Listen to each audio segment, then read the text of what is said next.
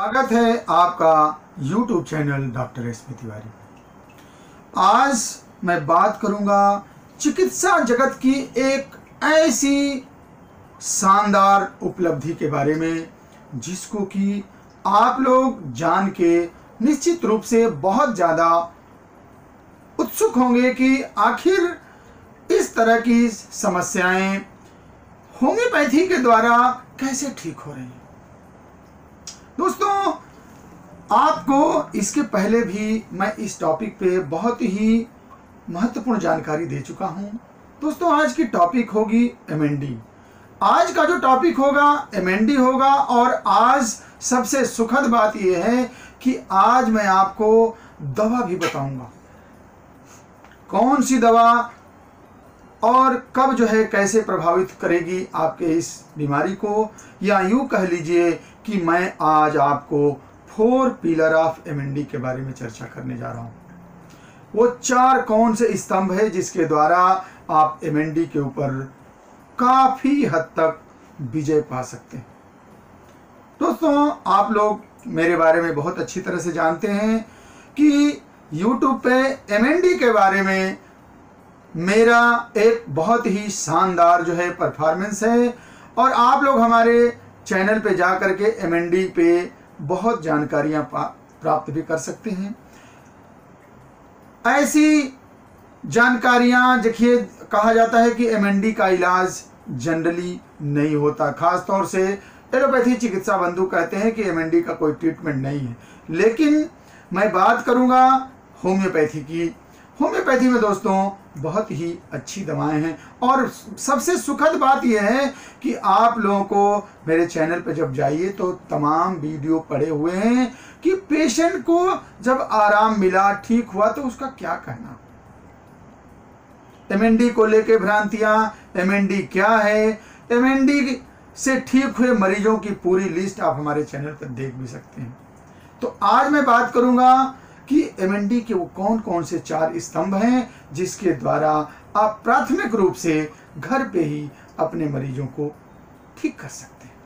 तो इसके दोस्तों सबसे महत्वपूर्ण चीज क्या है कि आपको मैं होम्योपैथी के बारे में थोड़ी सी जानकारी दे दूं कि होम्योपैथी कहती है कि according to law of homeopathy there is nothing impossible in homeopathy if the medicine is correct, your diagnosis is correct, if you make a similar portrait to the medicine against patient, there is nothing impossible in homeopathy. It is understood और यही बिल्कुल सही है।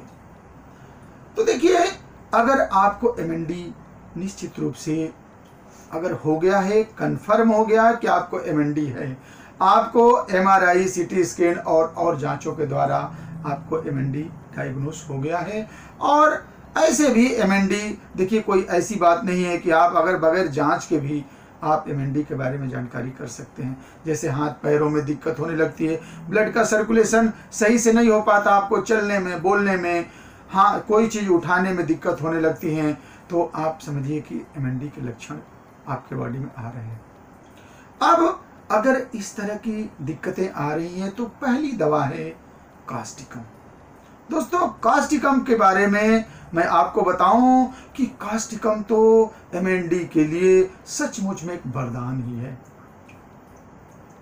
अगर आपको किसी चीज को उठाने में दिक्कत हो रही, सपोज करिए आप हाथ नहीं उठा पा रहे हैं, चलने में दिक्कत हो रही है, और यूं कह लीजिए कि स्लो लर्निंग टू वॉक, आपको चलने में दिक्कत हो रही है, ऐसे के लिए कास्टिकम बहुत ही अच्छी दवा है। प्राइमरी स्टेज में आप कास्टिकम का यूज करिए। इसके पोटेंसी के बारे में देखिए, आप इसको अकॉर्डिंग टू कंडीशन आप पेशेंट पोटेंसी डिसाइड कर सकते हैं। ऐसे शुरू में 30 पोटेंसी सुबह, दोपहर, शाम इसका यूज करिए। दूसरी दवा है दोस्तों जेलसेमियम।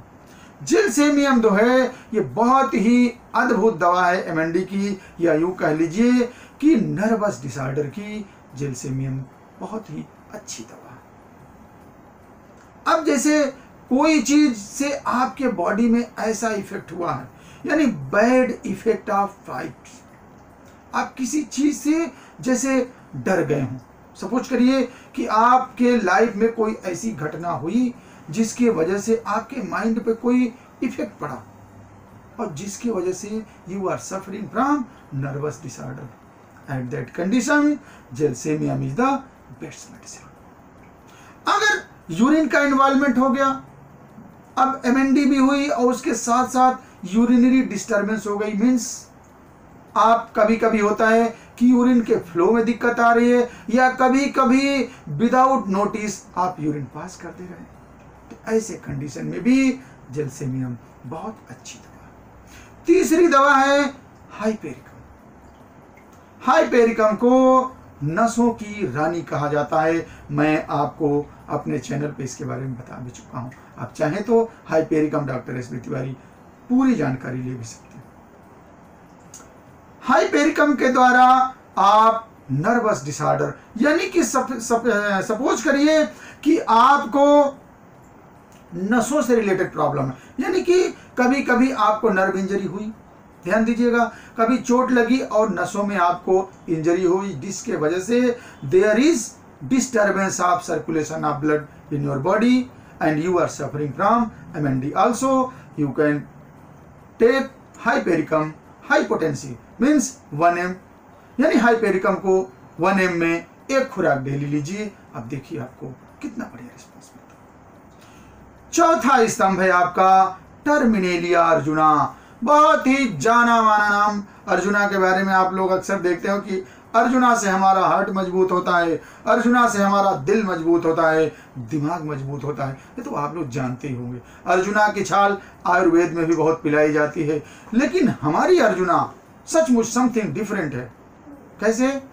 अगर अर्जुना मदर टिंचर को एमएनडी के पेशेंट को पिलाया जाए तो देखिएगा कि कुछ ही दिनों के अंदर उसके बॉडी के अंदर जो एक अलग सी स्फूर्ति आएगी, दैट कैन बी इमेजिन। आप उसे इमेजिन नहीं कर सकते।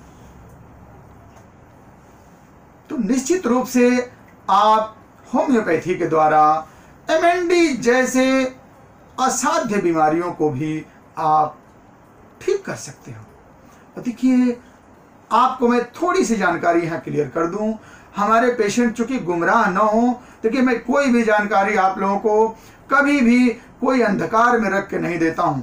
देखिए, जरूरी नहीं है कि मैं एमएनडी के पेशेंट को 100% सही कर दूं। मैं आपको इसके पहले भी वीडियो में बता चुका हूं कि डेलूजन अबाउट एमएनडी, यानी एमएनडी को लेके भ्रांतियां, एमएनडी पे लेके आपको उपयोगी सलाह मैं दे चुका हूं। आज फिर से बता दे रहा हूं कि माना कि इस जहान को गुलशन न कर सके हम, जिधर से चले कुछ कांटे ही कम कर दें। अगर देख लीजिए कि जहां हमारे पेशेंट बिल्कुल अंधकार में हैं, जहां बड़े बड़े इंस्टीट्यूट में जा रहा है वहां यही कहा जा रहा है कि एमएनडी का इलाज नहीं है, एमएनडी का इलाज नहीं है। अरे भाई, जिसके ऊपर पड़ती है उससे पूछिए ना।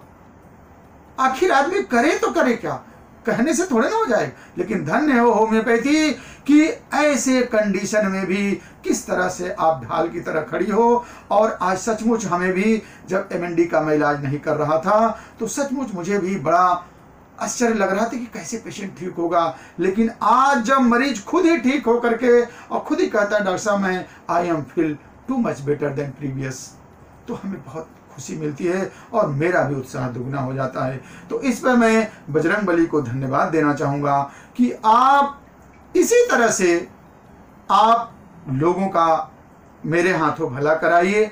और मैं अन्य होम्योपैथिक चिकित्सकों से भी कहना चाहूँगा कि आप लोग भी होम्योपैथी के गहराई में जाने की कोशिश करिए।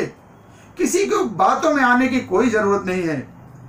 आप, अगर कहा जाता है कि जिन ढूंढा तिन पाइया गहरे पानी पैठ, तो आप होम्योपैथी जैसी समुद्र में से अपने काम की मोती निकालिए।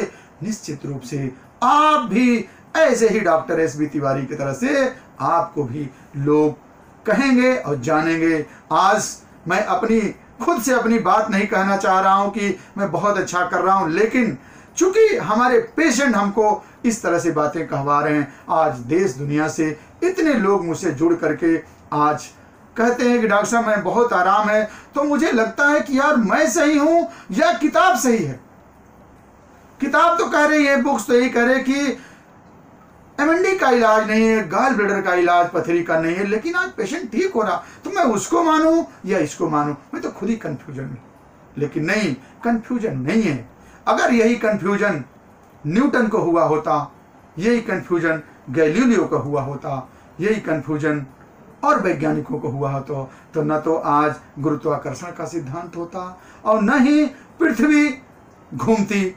तो निश्चित रूप से आप भी कुछ अलग कर सकते हैं। इन्हीं शब्दों के साथ हमें उम्मीद है कि आप लोग आज की जानकारी पा करके आपके दिमाग से निश्चित रूप से कुछ महत्वपूर्ण भ्रांतियां निकल गई होंगी और आप मेरी जानकारी से अगर प्रभावित हैं, खुश हैं और आपको लगे कि नहीं डॉक्टर साहब आपने कुछ निश्चित रूप से डिफरेंट बताया, तो कमेंट करके मुझे जरूर बताइएगा। और डॉक्टर एस बी तिवारी आपका चिर परिचित दोस्त हमेशा आपके साथ हमेशा कुछ न कुछ नई जानकारियां लेकर के आता है। बहुत बहुत धन्यवाद। जय हिंद, जय भारत।